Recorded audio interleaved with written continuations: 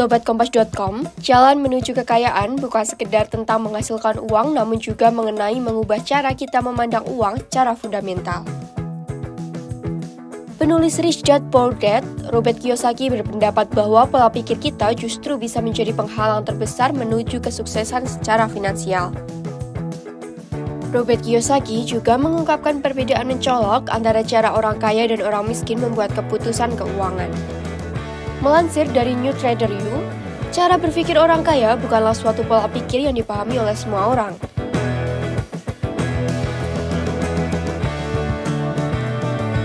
Kiyosaki mengajak kita mengumpamakan suatu pola pikir sederhana seperti ini. Jika terdapat selembar uang tunai $10 Amerika Serikat atau koin setengah dolar Kennedy tahun 1964, kira-kira mana yang akan kamu pilih? Kebanyakan orang secara naluriah akan memilih uang tunai dibandingkan dengan koin tahun 1964. Padahal sejatinya koin tahun 1964 tersebut mengandung sekitar 0,36 ons perak, mana kandungan ini nilainya lebih tinggi dari uang karena merupakan jenis logam mulia. Perumpamaan sederhana yang diberikan Kiyosaki menunjukkan pola pikir orang miskin dan orang kaya, di mana orang kaya akan memahami nilai suatu barang bukan dari sekedar tampilan luarnya saja. Sedangkan orang miskin akan lebih memilih nilai yang tak tampak daripada nilai yang sebenarnya.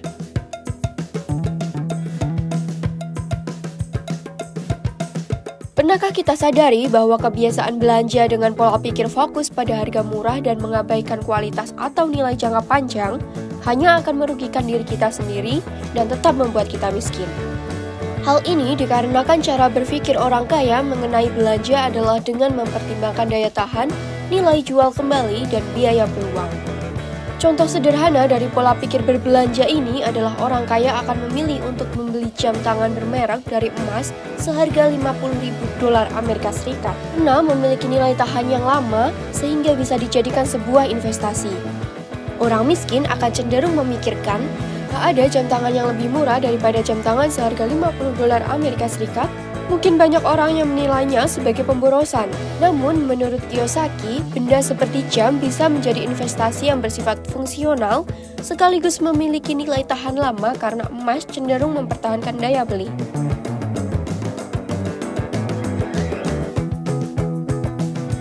Kita bisa mengubah uang kertas yang tidak bernilai menjadi sebuah aset yang nyata. Utang bisa menjadi alat membangun kekayaan jika digunakan membeli aset yang nilainya naik dan bukan barang konsumtif. Salah satu contohnya adalah properti.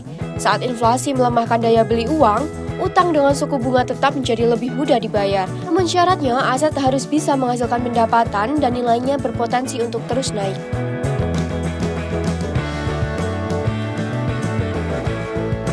Sobat Kompas.com, perbedaan psikologis antara pola pikir keuangan dan kelimpahan mempengaruhi setiap keputusan finansial. Pola pikir kekurangan fokus pada penghematan biaya dan kelimpahan fokus pada maksimalisasi nilai.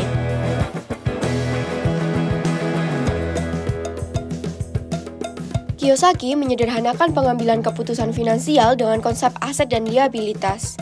Aset yakni memasukkan uang ke dalam kantong, dan liabilitas adalah mengeluarkan uang dari kantong. Misalnya, properti sewaan yang menghasilkan arus kas positif adalah aset, tapi rumah pribadi yang dicicil adalah liabilitas.